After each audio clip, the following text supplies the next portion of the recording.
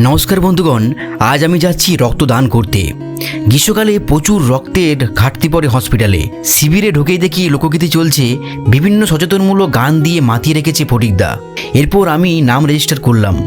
জিজ্ঞেস করা হলো নাম, গ্রাম, আগে কতবার রক্ত দিয়েছি সেই সব প্রশ্ন। এরপর আমার ওজন মাপা হলো, দেখলাম 62 কেজি হয়েছে। এরপর রুমের ভিতরে এন্ট্রি মেরে দেখি আমার মতো অনেকেই রক্তদান করছে। আমিও একটু ওয়েট করলাম। এখানে প্রেশার চেক করার জন্য ওয়েট করতে বলা হয়েছে। প্রেশার চেক করার পর আমাকে একটি ব্লাডের থলি ধরিয়ে দেওয়া হলো। আমি সেটি নিয়ে দাঁড়িয়ে পড়লাম, একটু ওয়েট করলাম, কারণ ওদের না হলে তো আমার রক্ত দেওয়া যাবে না। শেষমেশ বেডে শুয়ে রক্ত দেওয়ার জন্য আমি প্রস্তুত। এইভাবে সূচের মাধ্যমে রক্তটি চলছে। আমাকে বারবার পাম্প করতে বলা হচ্ছিল যাতে রক্তটি আরো দ্রুত যায়। আমি সেই মতো পাম্প করছিলাম। যারা কোনোদিন রক্ত দান করুনি দেখে ভয় মনে হবে, কিন্তু বিশ্বাস করুন এতে কোনো ভয়ের বিষয় নেই। একটু লাগবে, তারপরে কিছু বুঝতেই পারবে না। আমার পরেই ফটিকদাও গান শেষ করে রক্তদান করলো।